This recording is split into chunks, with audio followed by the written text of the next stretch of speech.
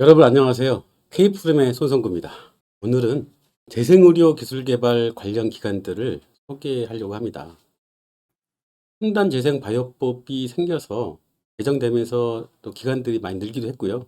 그전부터 있는 기관도 있지만 이 재생의료에 대해 관심이 있으신 분들은 전체적으로 어떤 기관들, 어떤 조직에서 어떤 일을 하는지를 좀 알고 있으면 좋을 것 같아서 한번 정리를 해봤습니다. 제가 있는 기관부터 설명을 드릴까요? 저는 범부처 재생의료기술개발사업단에 있습니다. 여기는 보건복지부와 과학기술정보통신부가 R&D 자금을 50%씩 매칭을 해서 만든 재단입니다. 작년에 만들었고요. 2021년에 만들었어요. 올해 2년째 되고 있습니다. 이 두 부처는 직접 사업단에 이제 K프름이라 하겠습니다. K프름에 R&D 자금을 주거나 관리하는 건 아니고요. 뭐 직접 또 하시지만 주로는 R&D 전문기관으로 각 부처에서 이렇게 있거든요. 보건산업진흥원이 있고 한국연구재단은 과학기술정보통신부에 이제 소속돼 있어요. 이 전문기관들을 통해서 저희 사업단에 자금을 지원하고 관리를 하고 있습니다. 또 저희 사업단과 이렇게 하고 이제 관련돼서 다른 사업단들이 꽤 많더라고요. 그래서 국가신약개발재단이라고 있고요. 그리고 범부처 전주기 의료기기 연구개발 사업단도 있습니다. 힘의 사업단도 있고요. 사업단이 되게 많습니다. 그래서 나름 여러 가지 의미 있고 의미 있는 일을 열심히 하고 있습니다. 저희 사업단은 재생의료 기술 개발을 지원하는데요. 국가신약개발재단에서도 의약품을 개발하면서 저희 사업단하고 이렇게 조금 재생의료 부분에 대해서 서로 가름만 타 있지만 재생의료 부분에 대해서 의약품 개발에 지원한 분야들이 있어요. 그래서 그거는 예를 들어서 이제 유전자 치료제 같은 경우는 인체내 투여하는 경우는 국가신약개발재단에서 지원하고, 그다음에 인체 외에서 조작해서 인체 내로 투여하는 그런 그 유전자 치료제, 뭐 세포 유전자 치료제라고도 하죠. 그런 유전자 치료제는 저희가 담당하고 있습니다. 자, 그리고 복지부하고 이제 식약처가 같이 묶여서 이렇게 어떤 것들을 만드는 것이 그림이 표현되어 있죠. 이게 상당히 중요합니다. 첨단 재생의료는 첨단 재생 바이오법에서 규정되어 있고 그때 처음 생긴 용어입니다. 그리고 그 법에서 첨단 재생의료를 발전시키기 위해서 그 첨단 재생의료의 정책적으로 중심이 돼서 끌고 나가고 의사결정할 수 있는 기구를 만들었어요. 그게 첨단 재생의료 정책심의위원회입니다. 그래서 이 재생정책심의위원회에서는 정확한 표현은 첨단 재생의료 및 첨단 바이오의약품 정책심의위원회고요. 그다음에 거기 밑에 심의위원회가 있습니다. 정책심의위원회를 약칭을 해서 정책심의위원회에서는 위원장이 복지부 장관이고 이제 부위원장이 식약처장인데요. 거기서 정책적 어떤 결정을 내리는 기구라고 생각하시면 되겠습니다. 그다음에 심의위원회는 이 첨단 재생 바이오법이 제정되면서 새로 도입된 연구자 임상 시험인 첨단 재생의료 임상 연구에 대해서 그 계획서를 제출하면 심의를 하는 곳이에요. 그래서 여기는 전문위원회가 분야별로 있어서 각 그 계획서마다 해당 분야의 전문위원회에서 검토를 거쳐서 심의위원회에서 심의를 하고 연구를 승인하게 되면 연구자 임상시험을 개시할 수가 있습니다. 다만 여기에 부위험 임상연구는 그 식약처에서 최종적으로 검토해서 승인하게 됩니다. 그리고 여기서 이 심의위원회 밑에 오른쪽을 보시면 복지부에 속해 있으면서 있는 걸로 표현된 재생의료진흥재단이라고 있습니다. 이 재생의료진흥재단은 첨단 재생바이오법에서 재생의료 지원기관을 둘 수 있다라고 해서 그 근거로 만들어진 기관이고 지정된 기관입니다. 정확하게는 지정된 기관이고요. 거기서는 기업 애로사항을 접수하거나 지원하고 해외 규제 정보, 민간 투자 유치, 협력 지원, 상용화 촉진, 전문 상담 등 많은 일을 하고 있습니다. 복지부가 재생의료를 상당히 많이 주도하고 있는데요. 거기에 정책적 어떤 뒷받침을 하는 기관이라고 생각하시면 될 것 같습니다. 그리고 재생의료진흥재단에서 또 한 가지 하고 있는 중요한 일들은 뭐냐면요. 여기에서 여기 재단 이사장님이 겸하고 있는 것이 첨단 재생의료 임상연구 지원 사업단입니다. 그래서 첨단 재생의료 임상연구 지원 사업단은 말 그대로 첨단 재생의료 임상연구라는 연구자 임상 시험에 대해서 국가에서 예산을 이제 할당해서 이렇게 임상 연구비를 지원을 하는데 그 지원하는 업무를 하고 있습니다.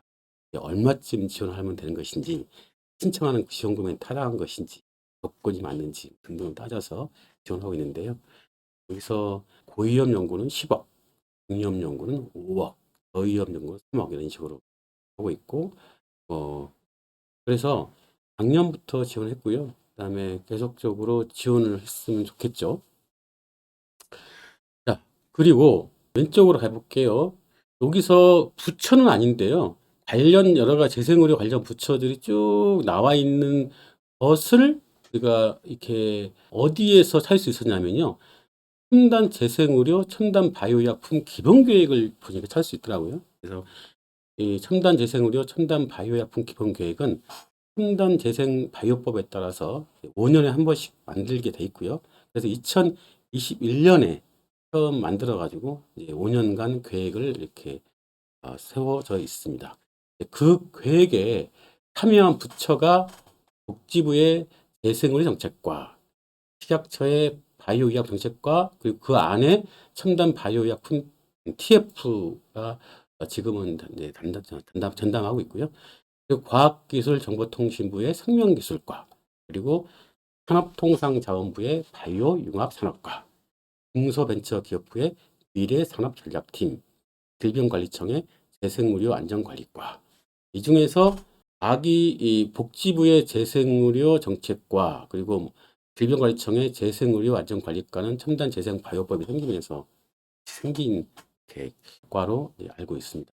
거기 오른쪽에 보시면 식약처에서도 이렇게 또 이렇게 관련되는 좀 줄을 이렇게 거져 있죠. 재생으로 관련되는 조직이 하나 있습니다. 조직은 이 첨단 재생 바이오법이 생기면서 거기 법에 근거해서 만들어진 기구인데요. 새로 기관을 만든 건 아니고요. 식약처의 이제 산하기관으로 있는 한국의약품안전관리원에 만들어진 그 내에 만들어진 기구입니다. 법에 따른 이름은 첨단 바이오약품 규제과학센터입니다.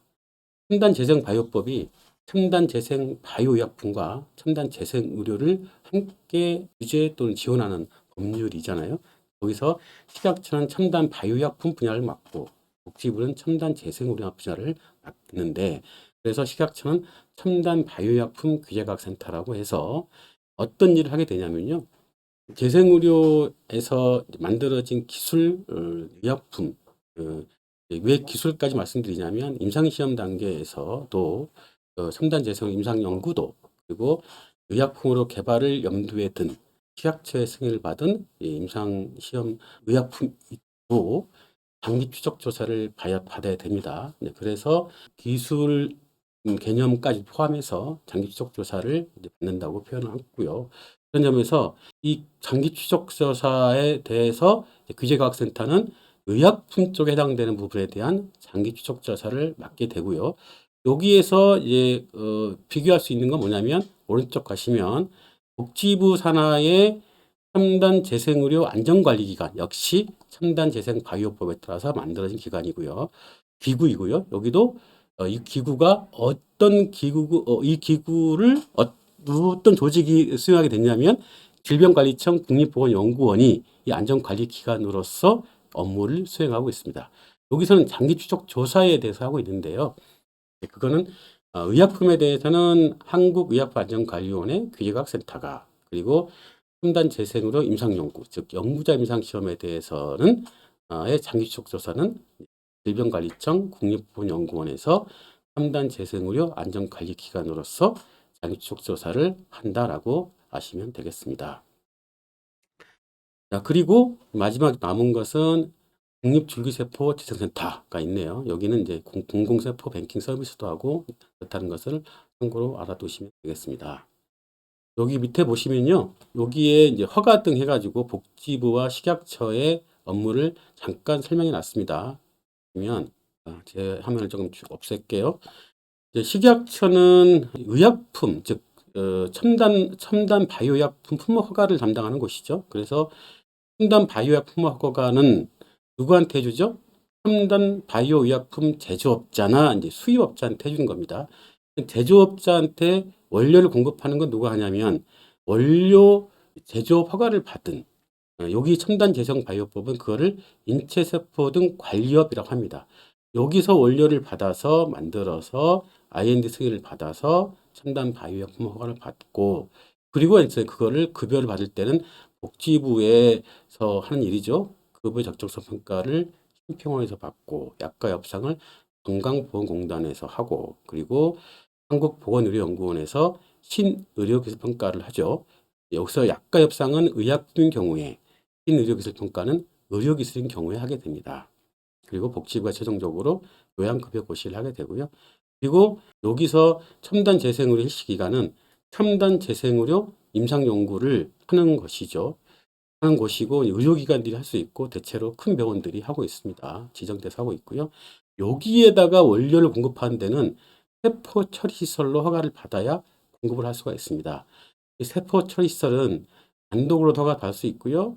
인체세포 등 관리업자나 첨단 바이오약 제조업자도 이렇게 충분한 시설을 갖춘 것으로 간주되기 때문에 허가를 받을 수가 있는데 바로 받을 수 있는 건 아니고 바로 공급할 수 있는 건 아니고 첨단 바이오약품 제조업자는 사실상 첨단 인체세포 등 관리업을 자기 원료를 쓸 때는 관리업이 필요 없고 자기 원료가 아닌 자기 원료를 가지고 자기 완제품이 아닌 다른 회사에 공급할 때는 인체세포 등 관리업이 필요하거든요. 예. 그럴 때는 그러니까 결국은 내 거를 만들기 위한 원료를 만드는 것에 대해서는 인체세포 등 관리업을 갖고 있다고 간주가 되고요. 그래서 첨단 바이오약 제조업자는 인체세포 등 관리업자로서 세포 처리서 허가 신청을 하게 되면 신청도 내가 관리업자 또는 제조업자로서 자격이 있다는 것만 있는 것만 이제 서류로서 보여주면 식약처의 지방청에서 세포 처리술로 허가를 받을 수가 있습니다. 그리고 인체세포 등 관리업만 허가를 받았다. 그러면 역시나 인체세포 등 관리업 허가를 받은 허가증을 첨부해서 세포 처리술 허가를 식약처의 지방청에 신청하면 허가를 받을 수가 있습니다. 그래서 이 허가를 받아서 세포 처리술로서 첨단 재생의료 실시기간에 공급을 하게 되는 것입니다. 오늘은 첨단 재생의료 기술 개발 관련 기관에 대해서 간략하게 각 기관들을 소개하고 각 기관들이 하는 일들 그리고 첨단 바이오의약품 개발 관련해서 그리고 첨단 재생의료 임상연구의 원료 공급 시설까지도 포함해 가지고 간략하게 한번 관련 기관 및 이렇게 필요한 하는 일들 등을 설명해 보았습니다. 감사합니다.